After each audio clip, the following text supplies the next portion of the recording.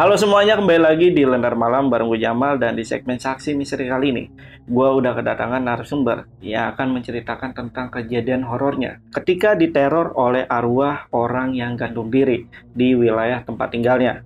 Nah, kita sapa dulu aja narasumbernya. Di sini udah ada Kang Andi. Kang Andi, apa kabar, Kang? Alhamdulillah baik. Oke. Kang Andi, ini awal cerita dari si orang yang bunuh diri ini kayak gimana nih? Jadi saya gak tahu apa-apa sih. Awalnya karena gak kenal pertama, terus dia memperkenalkan diri sendiri gitu kan ke saya sama teman-teman gitu kan. Ya umurnya sekitar 40 tahunan. Dan dia bisa dibilang orang asing atau orang yang gak dikenal ya? Orang yang gak dikenal itu orang. Tapi ngakunya dia orang Banjar sih. Ngakunya orang Iya, Banjar. orang Banjar. Dan dia bunuh diri di wilayah tempat Iya. tinggal Kang Andi. Tepatnya di Pangandaran ya? Iya, di Pangandaran. Oke. Dan ini kejadian tahun berapa? Tahun 2015. 2015. Iya. Nah, setelah ada orang yang gantung diri di wilayah tempat tinggal Kang Andi ini, itu banyak teror yang terjadi. Iya, banyak teror. Khususnya ke saya, ke teman-teman ya, sama ke tamu-tamu yang datang paling. Untuk terornya itu selain ke saya ya, ke teman-teman juga, terus ke tamu yang datang gitu kan. Sama ditampakin orang yang gantung diri. Benar-benar ngeliat utuh. Iya, utuh. Yang penasaran, simak sampai habis. Tapi sebelum itu gue mau kasih tahu ke kalian, kalau kalian mau jadi narasumber di Lentera Malam, kalian cukup DM aja ke Instagramnya Lentera Malam. Itu ada di @lenteramalam.id. Dan jangan lupa juga nih, buat teman-teman mampir ke channel kedua dari Lentera Malam, yaitu Telusur. Dimana di sana kita membahas kisah mistis sebuah tempat, profesi, ataupun peristiwa horor. Langsung ke lokasi kejadian. Jadi jangan lupa mampir ke channel Telusur. Untuk linknya gue taruh di deskripsi. Yaudah, buat kalian yang penasaran sama cerita lengkap dari Kang Andi, tonton videonya sampai habis, dan tanpa basa-basi lagi, Saksi Misteri, kita mulai.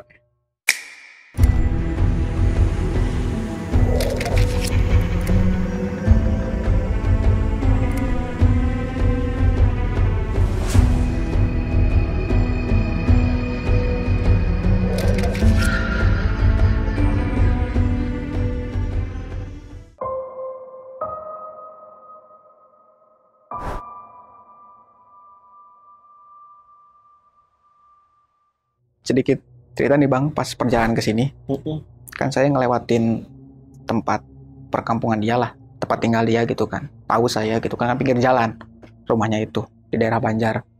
Oke.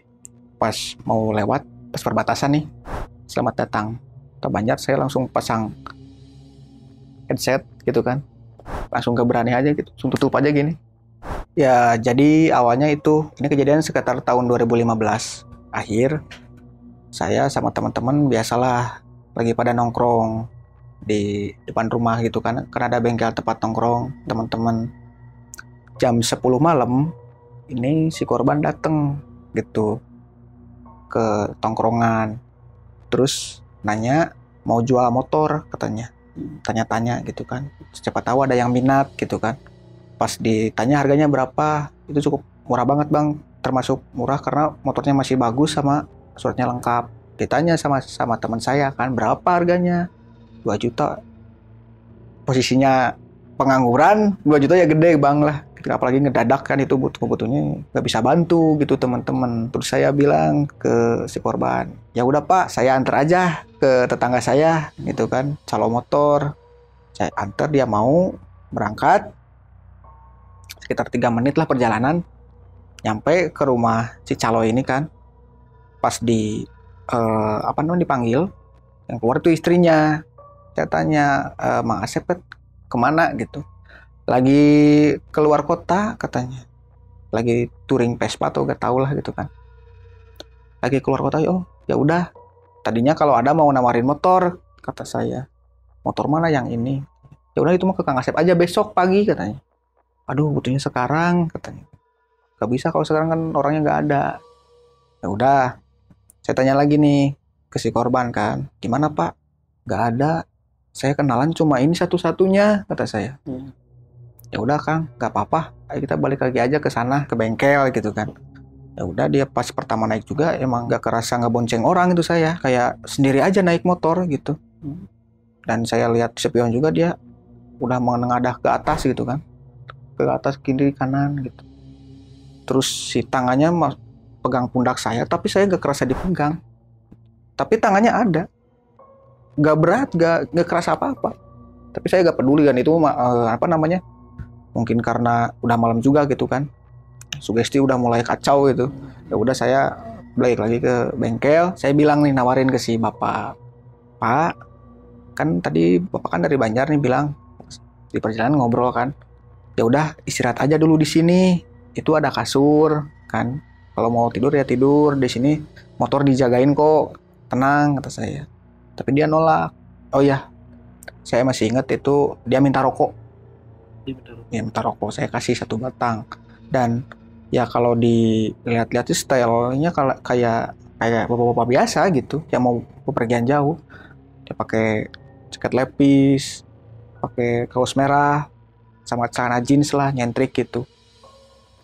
Nah, udah ditawarin dia gak mau. Terus katanya dia bilang ada saudara di sekitar sini, mau coba nawarin ke saudaranya gitu. Ya udah Pak, kalau gitu hati-hati kata saya.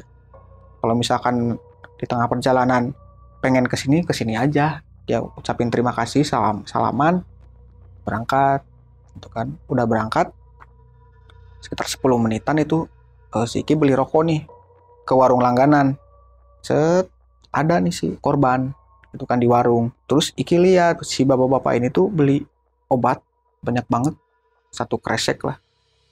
1 kresek itu obat-obatan warung semua. Terus ditanyakan sama Iki buat apa? Ini mah enggak, ini mah buat jaga-jaga katanya. Saya punya penyakit katanya. Oh ya udah. Iki dingin aja gitu, lewat biasa aja gitu kan. Terus balik lagi ke tongkrongan. Tongkrongan dia ngobrol.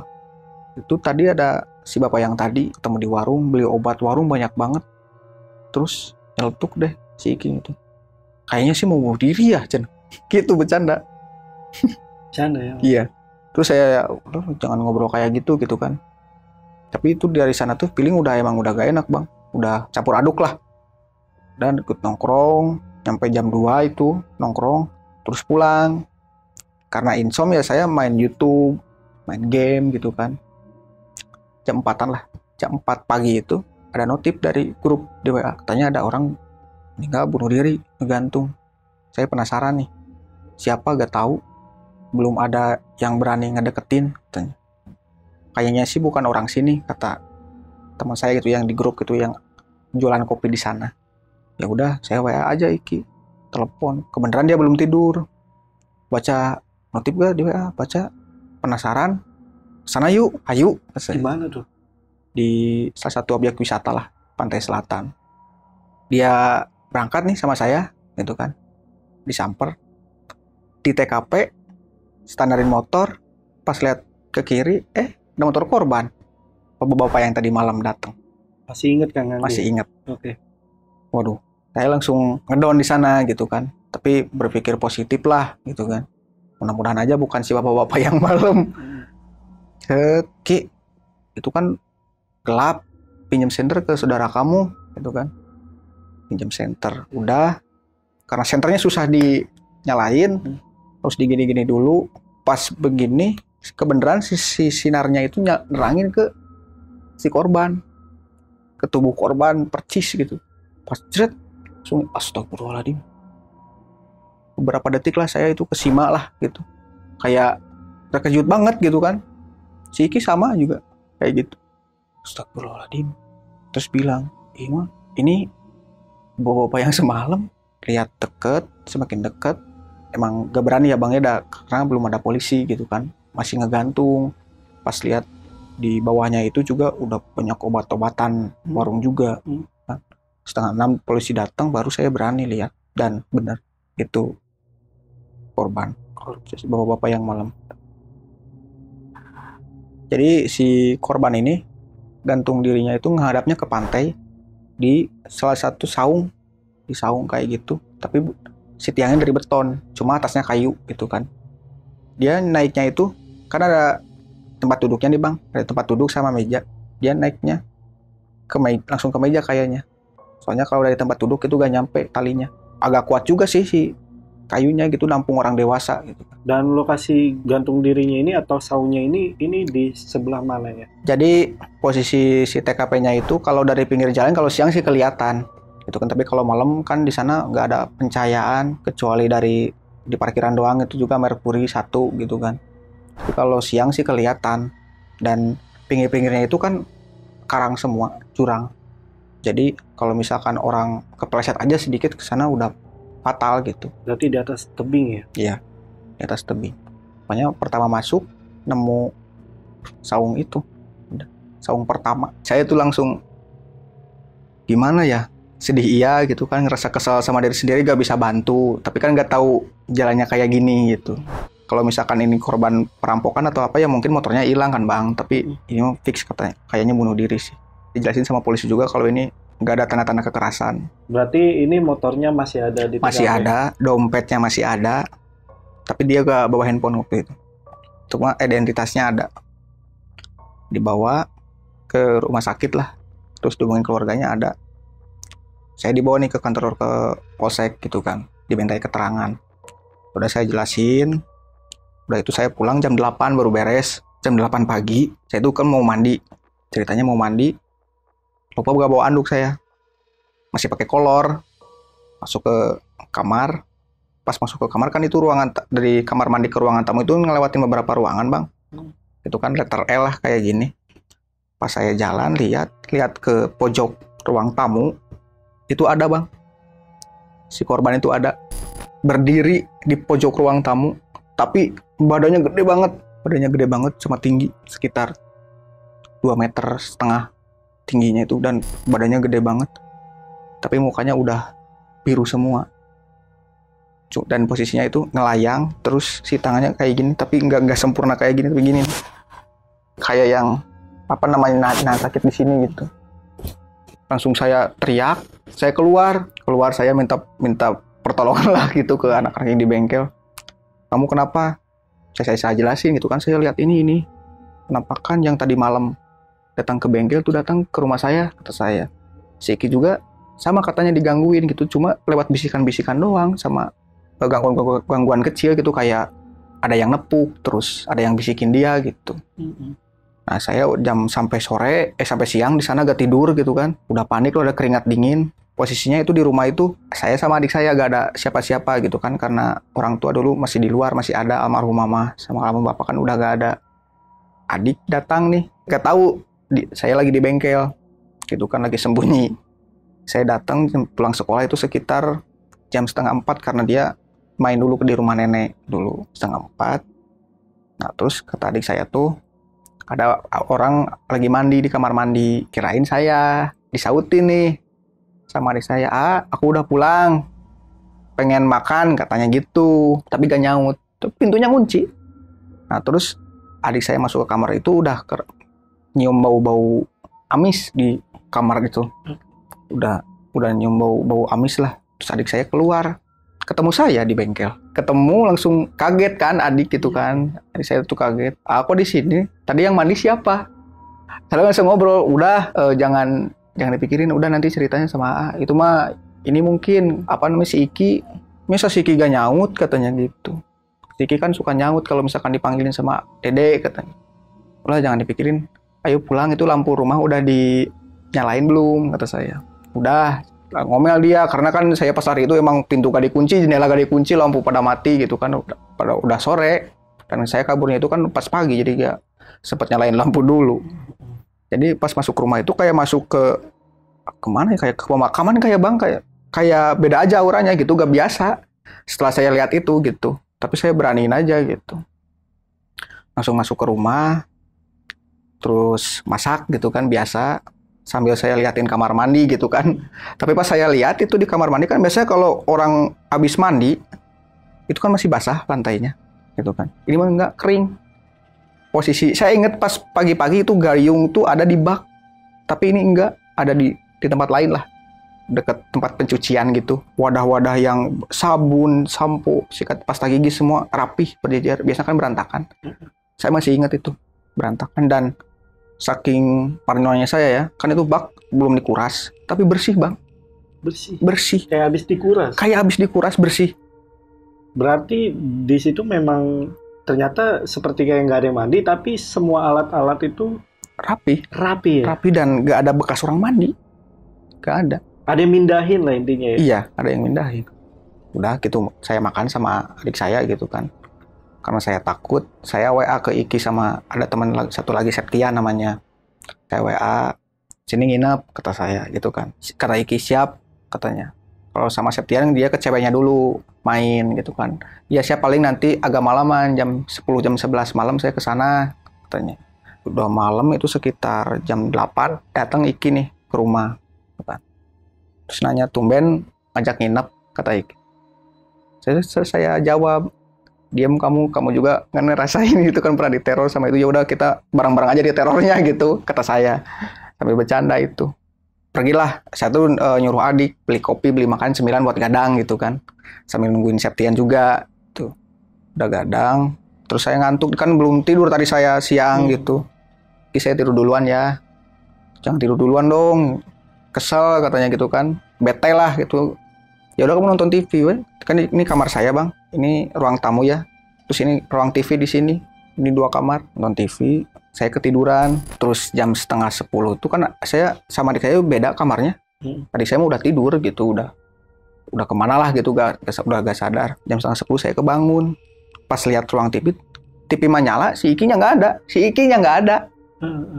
Saya telepon lah, Ki, kenapa kamu pulang? Tuh kan gak bilang-bilang, mana pintu ini kebuka lagi, TV nyala gitu kan. Kata Iki besok aja ceritanya gitu. Gak berselang lama itu Septian datang. Septian yang tadi teman saya yang ke cewek dulu gitu kan. Datang. Kan dia orangnya agak sedikit pecicilan ya, jadi sompral gitu kan. Katanya ada hantu nih gitu. Pas pertama datang nih masih inget. Kata saya gitu. Jangan ngomong kayak gitu, harus ngehargain lah minimal.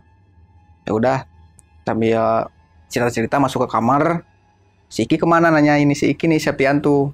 Tanya ada si Iki kan kok nggak ada pulang duluan ada urusan. Saya gak bilang yang macem-macem gitu kan. Padahal udah feeling sih pasti digangguin sama korban gitu. Ya udah jam setengah 2 itu kita masih gadang, masih nonton film lah di HP masing-masing gitu kan. Tapi pas jam 2 saya lihat Septian udah tidur tuh. Ya udahlah, saya tutup pintu, lihat adik saya dulu gitu kan. Masih tidur gitu. Matiin lampu 10 menit, 20 menit dari matiin lampu itu kan saya kasur pakai apa namanya masih pakai ranjang, atasnya kan spring bed. Jadi kalau misalkan ada ya orang yang ikut duduk atau yang rebahan pasti kan kerasa ada suara kreket apa gimana gitu. Saya rebahan aja. Septian udah tidur nih posisinya. Ada satu space lagi buat 1 orang deket tembok gitu. Pas saya tidur menuju alam bawah sadar lah gitu kan, menuju alam mimpi langsung kedengar kayak orang yang kedebruk gitu deket saya ini. Sampai mental ini apa sih namanya badan saya gitu. Kan spring bed kan mantul kan bang. Drep. Saya bangun gitu kan. Tengok kanan kiri siapa gitu, apa Septian nggak gerak, masih posisi tidur yang awal gitu. Nah terus sebelum saya baca lah gitu biasa berdoa, terus nyalain lampu saya gak berani dimatiin gitu kan, dinyalain, udah nyalain lampu tidur lagi. Jam setengah 4 makin aneh ini gangguannya. HP saya kan dicas di atas lemari kaca dicas gitu. Si lemari itu apa nih kayak digoyang-goyang gitu bang. Sampai saya pas buka mata juga masih goyang-goyang. Saya bangun Septian, siap bangun. Kalau gempa ya semuanya kan goyang bang. Ini mah enggak lemari doang. Di ini sampai jatuh HP saya itu. Sampai jatuh. Langsung Septian itu langsung astagfirullahaladzim. Keluar ayo. Tapi saya nggak mau. Saya diam aja di sini. Udah diam. Kalau keluar bisa semakin menjadi-jadi gitu kan. Saya buka kamar, buka pintu, lihat ke kamar adik saya gitu kan. Itu posisi kejadian jam 4 pagi. Adik saya dibangunin sama saya, yuk kita bonya tidurnya bareng-bareng. Tapi gak tahu kenapa itu adik saya tiba-tiba kayak yang takut gitu. Wah gitu kan. Ini istighfar kata saya kan. Dari istighfar deh. Makin kenceng itu teriaknya sambil ngeliat ke pojok kamar gitu kan. Wah gitu. Terus saya, istighfar ini AA gitu kan. Ayo, kenapa deh? Sok istighfar kata saya. Dia baca doa, astagfirullahaladzim. Udah agak tenang nih. Terus dia gak mau lihat ke sana, gak mau lihat ke pojok. Saya pengen pindah dari sini, kata adik saya. Kita pindah aja dari sini. Ya sebagai kakak lah, saya kan peduli sama adik saya. Udah, besok pagi kamu ke rumah nenek aja, sekolah dari sana berangkat, kan ada motor gitu. Bang, sekarang gak mau di sini lagi gitu. Ya udah, semenjak saat itu saya pindah nih ke sama adik saya gitu kan, tidur di kamar saya gitu. Ya udah, masuk sini, peluk aja gitu kan, peluk, udah tidur normal lagi. Saya saking genas, kesal sama takut juga sih bang, jadi kayak mau nantang tapi gak berani gitu. Saya kan adik saya yang diganggu nih gitu kan, gak tahu apa-apa gitu, masih diganggu gitu. Nah terus saya ngobrol nih dalam hati gitu kan, kamu maunya apa? Sok, kalau misalkan kamu iya mau minta tolong, langsung ngobrol lewat mimpi atau lewat apalah gitu. Misalnya saya langsung tidur tuh jam 4:30, tidur, pagi bangun jam 7:30 sama Septian itu ya. Septian mah pas begitu bangun langsung gak cuci muka dulu, langsung berangkat dia. Masih ketakutan gak sih? Masih ketakutan sampai dia demam itu berapa hari gitu. Sampai demam? Sampai demam, iya. Sampai panas gitu. Jadi saya kan ke rumah nenek saya gitu kan. Terus saya kan masih penasaran. Saya tanya Iki, saya ke rumahnya nih, main. Kenapa semalam bisa pulang gak bilang-bilang gitu kan. TV nyala, pintu masih terbuka, gimana sih kamu, kata saya. Sudah jelasin. Pas nonton TV, kan ini ruang TV bang. Ini TV ya. Ini Iki di sini. Di sini tuh ada pintu ke ruang makan. Di sini. Pas Iki lagi enak nonton TV nih, Iki ngelihat ke kiri, dia ngegantung di plafon di atas meja makan. Si korban. Kalau istilahnya Iki kayak kesambet lah. Pas Iki lihat si korban selama 30 detik lah kurang lebih, itu Iki gak bisa gerak. Kalau cuma kedip doang, kayak kesima gitu. Jadi posisi arwah si korban ini ngegantung di atas meja makan? Di atas meja makan.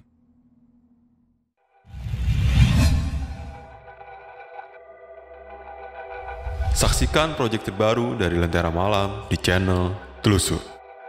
Di sana kita akan membahas kisah-kisah horor dari pemandi jenazah,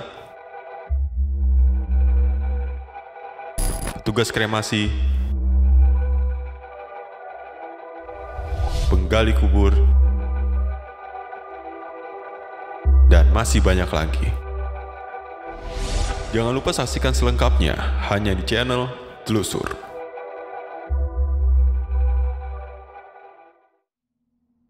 Ya, Iki cerita lagi. Selain gangguan itu, pas dia udah bisa gerak, dia kan lari. Pas mau tarik motor dari depan ke belakang, lihat ke belakang juga, masih ada si korban bantuin. Dibantuin. Dorong motor ke belakang. Arwah korbannya? Iya. Jadi di mana-mana ngejailin dan ngebantuin. Jadi gimana ya? Serem banget ini. Ngebantuin ya mungkin yang di kamar mandi itulah, yang rapi-rapi gitu. Iya. Yang ngejailinnya gitu. Jadi pas Iki dorong motor, kan motornya itu motor gede ya.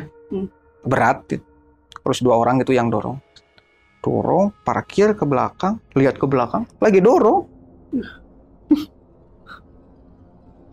Langsung dia tancap gas, gak mikir apa-apa. Itu alasannya Iki pulang gak pamit ya? Iya. Ya, dan setelah kejadian itu, Iki malah sakitnya lebih parah dari Septian. Sampai muntah-muntah katanya. Muntah, terus halusinasi gitu. Setelah itu? Iya. Kalau dari kesaksian Ade dari Kang Andi gimana tuh? Kalau itu didatengin katanya. Pertama di mimpi, kata adik saya. Waktu kejadian di kamar itu ya? Iya, di mimpi. Terus kan saya datang buat bangunin, dia buka mata, lihat di pojokan kamar, sama posisinya ngegantung. Dan saya tanya, perawakannya kayak gimana gitu. Dia jawabnya gede. Pakai jaket lepis, pakai celana jeans, pakai baju warna merah. Saya kan langsung ingat si korban gitu kan. Kata saya, sama persis. Dan itu pasti gak akan meleset gitu pasti si korban itu. Ya setelah itu kan gak tahan nih Kang. Bang maksud saya. Gak tahan nih. saya, Iki, Septian udah sembuh, tuh kan. Ya udah kita tanya aja ke waktu itu ada dulu almarhum namanya Ki Sadili, Aki Sadili ya, tapi Aki udah Sadili. ya, tapi udah meninggal gitu. Saya minta bantuan tuh ke sana kan, kuncen di tempat itu orang yang dipercaya. Saya tanya, Ki, saya gak kuat nih, semua teman-teman saya digangguin terus gitu kan. Dia tahu langsung sama yang kemarin bunuh diri ya. Iya, kata saya. Udah sini ikut ke TKP. Saya suruh duduk, tapi duduknya itu aneh bang. Saya sila ya, terus Iki jongkok, Septian berdiri. Beda-beda dulu. Beda-beda Oke. dan berbentuk segitiga gitu. Ini TKP-nya TKP mana nih? Di objek wisata Pantai Selatan sih. Tempat korban bunuh diri? Iya, di Saung.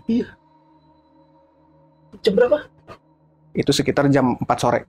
Jam 4 sore, masih siang lah. Saya kalau malam nggak berani. Iya, itu dia tuh, itu. Si Aki Sadili ini komunikasi sama penunggu di sana gitu kan. Dia bilang, yang saya kedengar sih dia teriaknya, lamun maneh yang balik, sok balik.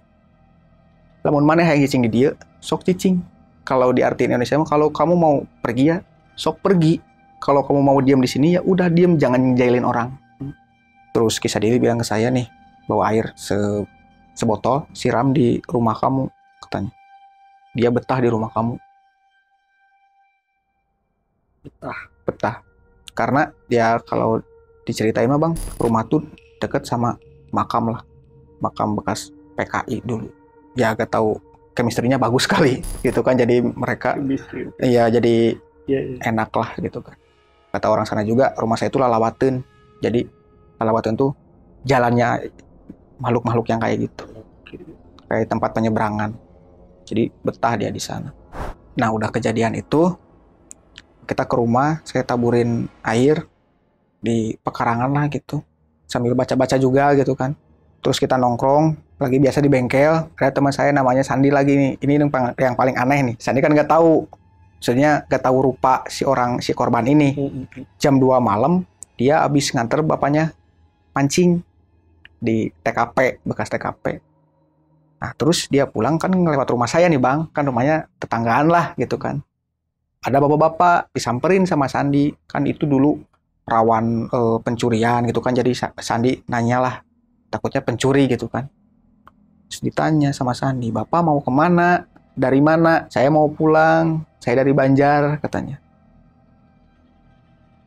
Kata si bapak-bapak yang ditemuin Sandi. Agak lama kemudian Sandi nge-WA ke saya. Ada bapak-bapak nih butuh tumpangan. Diajak aja ke rumah kamu nongkrong. Kata Sandi. Saya gak feeling itu karena saya kan udah udah ngelakuin persyaratan yang tadi kan. Jadi gak ada yang ganggu bang. Seharian beberapa hari itu gak ada yang ganggu kan. Ya udah sok sini kata saya. Ada Sandi ke sana. Ayo pak, kata Sandi. Kirain tuh ngikutin. Nah pas pertengahan jalan pas 20 meter ke rumah saya, bapak-bapaknya bilang gini, nepuk ke Sandi. Ini mau kemana? Itu ke rumah itu, ke rumah teman saya. Bapak bisa istirahat aja dulu sebentar di sana, kata Sandi ya. Jadi, oh, itu saya udah dari rumah itu dari kemarin udah di rumah itu. Lah, apa bapak kenal sama si Adit ini? Kenal, tapi saya gak bisa masuk, lagi ada keluarganya, kata si bapak yang tadi. Jadi karena dipalangin sama air yang tadi kan, bapak tunggu aja dulu di sini ya. Saya bilang dulu ke Adit, nanti kalau ada keluarganya biasanya bisa dimasukin ke kamar lah, gampang gitu kan. Adit orangnya welcome, kata Sandi. Sandi masuk ke rumah saya. Ada tuh bapak-bapaknya ada di depan. Yuk, bapak-bapak yang mana? Yang tadi saya bilangin ke kamu itu, kata Sandi. Oh ya udah, sok suruh masuk. Sandi keluar lagi, udah gak ada si bapak-bapak yang tadi. Mungkin pikiran Sandi itu, bapak-bapak ini kan dulu ada suka truk pasir besi. Jadi kalau ada orang kemalaman mau ke arah yang jauh itu bisa ikut gitu. Pikirnya Sandi kan ke sana gitu. Atau mungkin ikut sama truk gitu. Balik lagi ikut sama truk kali udah gak ada bapak-bapaknya. Bapak-bapaknya pakai pakaian apa, San? Pakai jaket lepis sama ini jeans baju merah. Di sana langsung saya ceritain ke Sandi, gak pulang, nginep di saya. Nggak jadi pulang. Nggak jadi pulang, takut. Iya. Aduh, Sandi. Sakitnya sama, sakit. Abisnya itu sakit Sakit. lagi. Sakit juga gitu. Sakit juga 3 hari. Aduh, si Sandi. Gak tahu.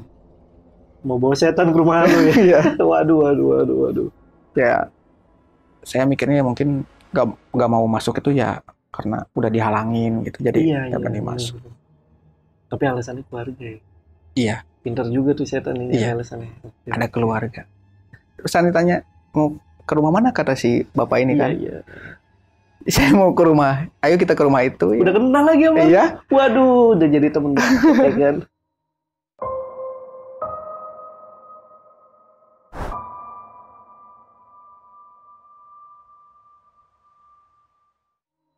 Gangguan tuh gak ada emang di rumah saya. Berapa hari gangguan gak ada? Hampir sekarang nih, sampai sekarang Hampir nggak ada. Oke. Nggak ada. Nah, Setelah yang ditaburin air ya? Iya. Oke. tapi pindah ke orang lain gitu. Tapi di TKP-nya makin ganas dia, makin ngeri. Lagi nih kejadian apa lagi? Waktu itu bapaknya Sandi kan suka mancing dia kan. Mancing tuh kan dia kerjanya siang, jadi otomatis malamnya habisin buat mancing gitu. Dia mancing jam 1 malam. Emang ikan pada munculnya jam segitu kan bang. Kalau di saya, dia mancing, udah dapat banyak, udah dapat 10 ekor sih katanya pas cerita. Pas mau masukin si hasil ikan mau ke ember, dia lihat ada orang jongkok tapi posisi kakinya nggak napak ke tanah. Jadi gini nih, dia nekuk dengkulnya kayak gini, di dengkulnya di sini, gitu kan. Terus ditanya kan, punten Kang, badai naonnya, kata bapaknya Sandi, ada apa gitu kan. Gak apa-apa, saya mau lihat aja. Oh, ya udah mancing lagi, tapi ngobrol biasa, kayak manusia normal lah gitu kan, ngobrol biasa. Terus tanya nih bapaknya Sandi tuh ke yang si Maluku Aib ini gitu kan, dari mana? Dari Banjar. Tapi bapaknya Sandi tuh gak ngeh, mungkin dia lupa kan, udah agak tua ya, nggak tahu si korban yang bunuh diri itu orang sana gitu kan.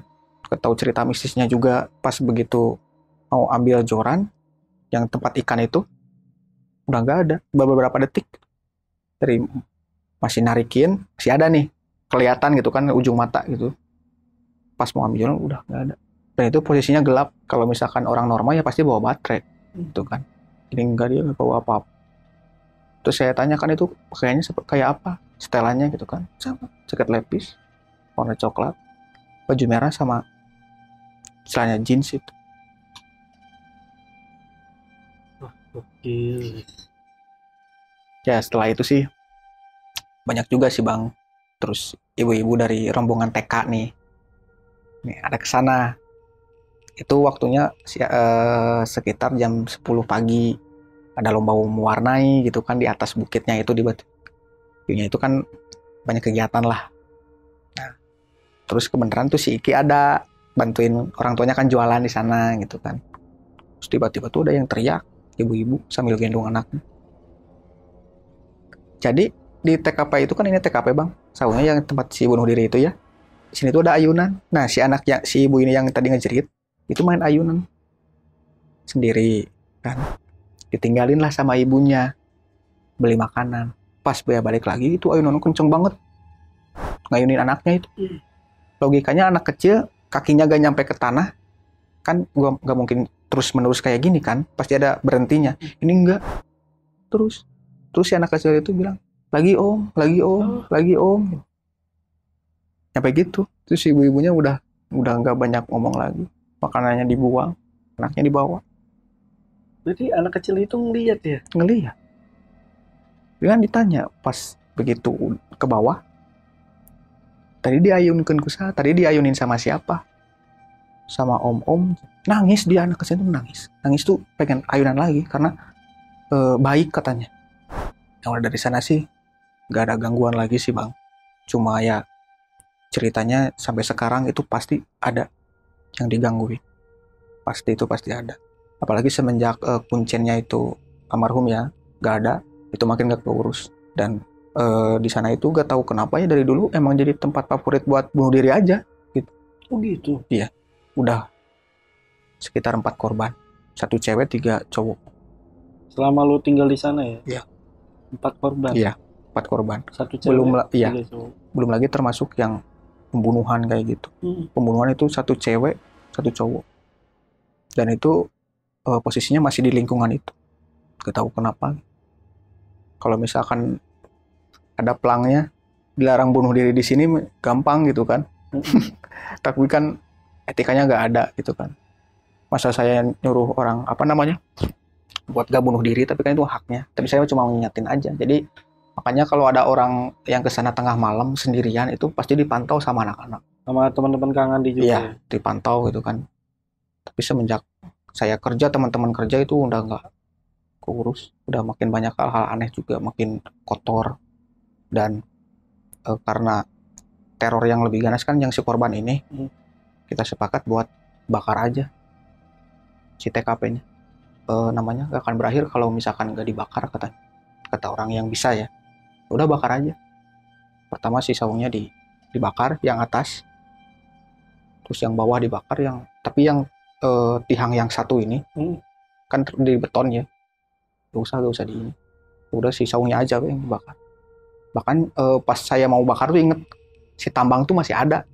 Tambangnya? Si tambangnya masih ada. Tambangnya? Dia gak dibawa sama polisi nggak dibawa? Enggak. Jadi 2 bang tambang tuh. 1 kesini kan, ya. Yang 1 emang sama kesini, cuma lebih nyekik lah ke yang kesini. Kayaknya sih nggak cukup.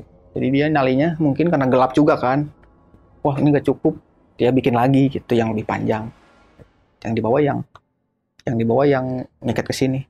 Tapi yang 1 lihat lagi juga diikat ke sini sih, tapi nggak terlalu kencang sih. Kelihatannya pas saya lihat juga itu. Tahun berapa dibakar ya? Setahun setelahnya. Setahun setelahnya dibakar. Tapi ya nggak ada sih. Cuma lebih kalem sekarang. Lebih nggak frontal kayak dulu.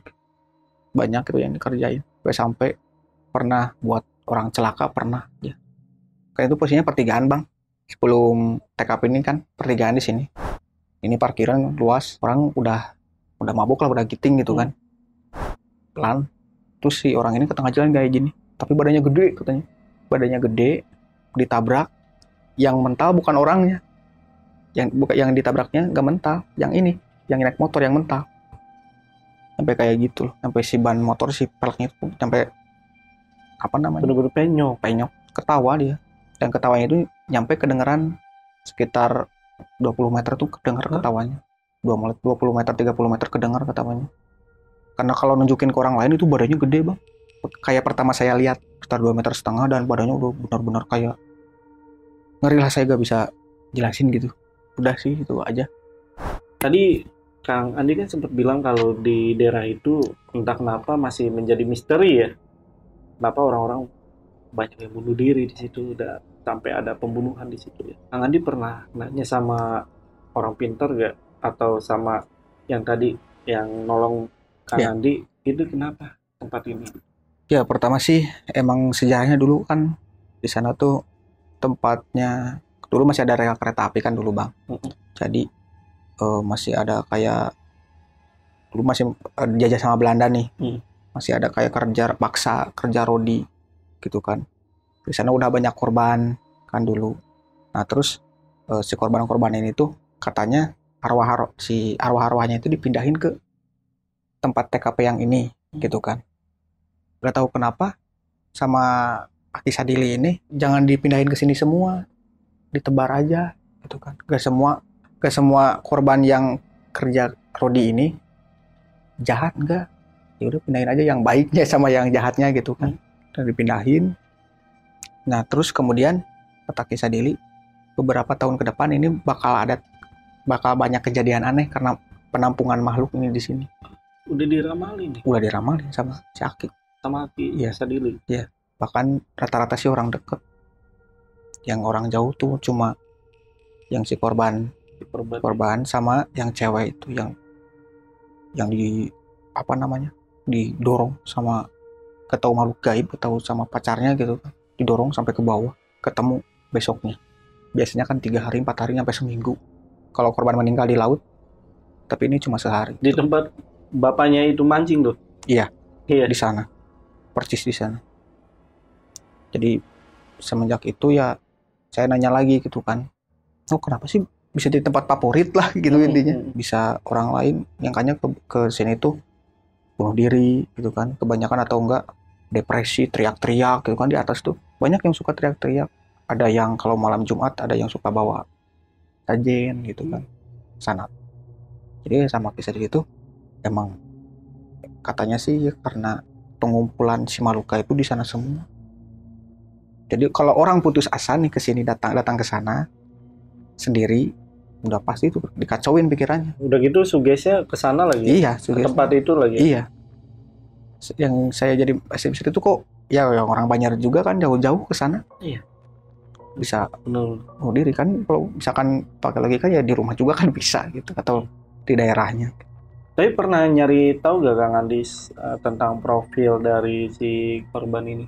Kalau itu sih saya ketemu keluarganya, tapi mohon maaf nih ya, maksudnya saya samarin lah namanya gitu kan. Namanya itu kalau saya samarin aja lah. Iya. Bu Sari sama Pak Erwin lah gitu kan. Nah, si Bu Sari ini kakaknya si korban. Ya. Dan terus sama si Pak Erwin ini kan nanya ke saya kejadian awalnya, saya jelasin pas itu udah 40 hari kejadian ya Pak ya. Ya Bang, dia datang ke rumah. Terus saya jelasin nih tentang teror-teror yang ini. Saya jelasin.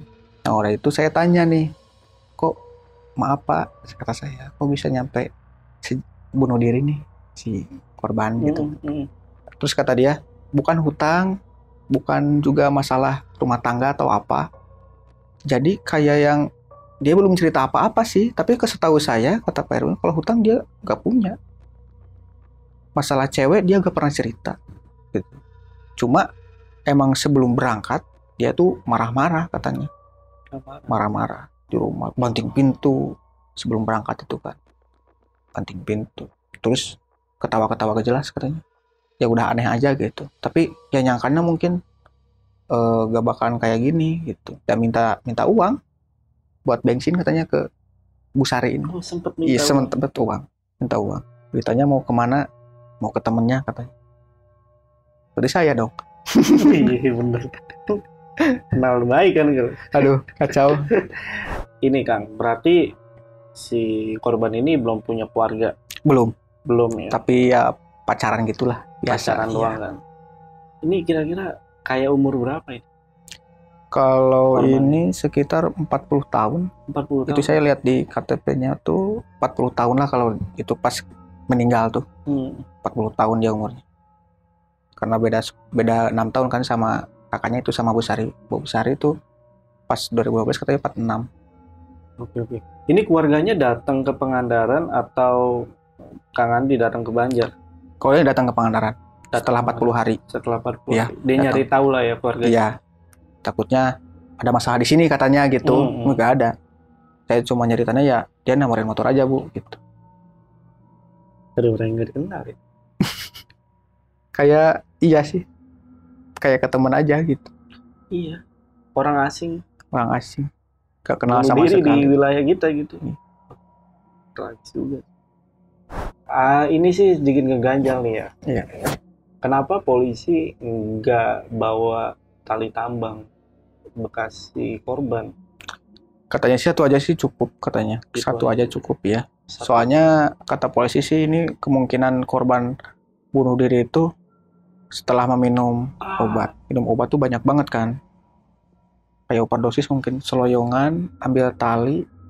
Karena simpul yang tali pertama itu yang nggak masuk ke ini itu yang masuk tapi nggak ngikat ke lehernya itu nggak kenceng. Tak kalau yang kedua yang ini baru itu langsung. Jadi makanya yang dibawa cuma yang itu aja. Jadi ini yang obat-obat yang jatuh di bawah itu udah diambil semua ya? Udah diambil semua. Itu aja yang dibawa sama polisi? Iya. Barang buktinya? Dan itu juga pas saya nemuin obat-obatnya itu, kan si air liurnya kan udah keluar semua ya Bang ya. Air liurnya udah keluar semua, tapi pas saya pegang, kirain air biasa, air hujan atau apa, air mineral biasa gitu pas iya. kok lembek gitu kan. Gini-gini. Wah, pas pakai flash HP gitu kan, air liur warna ada warna hijaunya sedikit gitu, kayak ingus gitu, tapi itu banyak banget di bawah. Ini pas lu kesana kan? Iya. Ke TKP kan? Iya, baru saya berani lihat mukanya gitu kan pas ada polisi. Oh, pas ada polisi. Oh, lu sempet megang si itu apa namanya? Iya, air liur ya, obatnya. Iya. Sempet megang. Iya, karena saya pengen tahu obat apa aja nih, gitu kan. Saya pengen tahu gitu. Waduh, gila. Saya pegang, Iki juga pegang. Iki pegang juga. Lu digini-gini sama saya nih. Karena ya bukannya ini ya bangnya jijik ya gitu kan. Takut ada virus atau apa. Tapi saya penasaran nggak bisa dilawan. Pegang udah aja. Banyak sih. 5 jenis itu ada obat mah, sakit kepala, segala. Tapi menurut gue ya itu mungkin karena lu megang air liur si korban, makanya lu didatengin sih, diteror. Iya sih kayaknya. Kayaknya ya. Iya. Cuma tapi kalau menurut lu kenapa nih lu sampai diteror seperti itu gitu? Ya gak tahu sih Bang. Jadi pas pertama ngebonceng juga sih kan, pertama kan saya gak ngerasain ngebonceng orang. Kan kalau misalkan naik motor pertama nih, terus penumpang naik lagi, kan kerasa. Motor ini mah enggak. Kayak sendiri aja naik motor. Bahkan tangannya kan ke sini juga gak kerasa. Pegang pundak juga. Tapi padahal itu kan sebelum kejadian bunuh diri kan? Iya. Tapi udah kerasa seperti itu. Kerasa seperti itu dan udah aneh lah ya. Dia itu pegang hidung terus. Saya masih ingat itu. Pegang hidung gini-gini nih. Terus lihat ke kanan ke kiri, tapi ke atas. Saya yang lihat, kan ada spionnya tuh, motor dia tuh, 2. Tapi saya gak curiga. Oke, mungkin untuk cerita di video kali ini sampai situ aja Kang ya. Iya. Oke Kang Andi, sekali lagi thank you nih udah jauh-jauh dari Pangandaran ya. Dan semoga nanti pulang selamat ya. Iya, amin. Dan ada gangguan dari korban ya. Ya, buat titip salam nggak? Boleh. Oh. Salam sama MM Family Pangandaran, Aryan, Temela, Bebe Aceng, Mama, Avian, Ryuga, Tela, Arif, Bangkling, Angasimin, Isep, Abeni, Asule, Ool, Bocil, Yang Mon, teman-teman saya yang di Pangandaran, yang di Parigi, Arya, Dini, Bibi, Ica, Adel, Marsupilami, Ang Igo, Adit, Denis, Ani, semua. Oke, berarti itu penggemar Lentera Malam semua itu. Iya. Pada nonton. Ya. Alhamdulillah ya Allah, ada yang nonton Lentera Malam. Saya kira tidak ada yang menonton. Ada dong. Salam juga ya, salam balik dari kita. Siap. Ya, dari tim Lentera Malam juga ya, ya teman-teman Pangandaran ya. Iya. Dan yang buat yang tinggal di Pangandaran juga kita salam balik lah. Jangan lupa mampir ke toko MM. Iya. Itu di mana itu? Di Pangandaran. Pangandaran juga. Iya. Oke. Dan ada Instagram nggak? Instagram ada. Ada ya? Ya. Nah, jadi buat teman-teman yang penasaran sama cerita yang tadi dibawain sama Kang Andi dan pengen tanya-tanya lebih jelas lagi, kalian langsung aja DM ke Instagramnya Kang Andi. Itu ada di mana? @Anditia.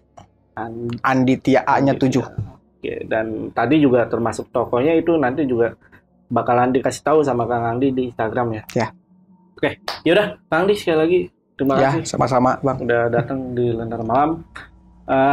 Gua Jamal dari Lentera Malam dan Kang Andi dari Pangandaran. Izin pamit. Bye.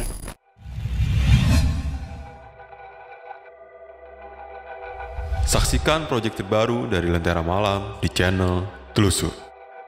Di sana kita akan membahas kisah-kisah horor dari pemandi jenazah, petugas kremasi, penggali kubur, dan masih banyak lagi. Jangan lupa saksikan selengkapnya hanya di channel Telusur.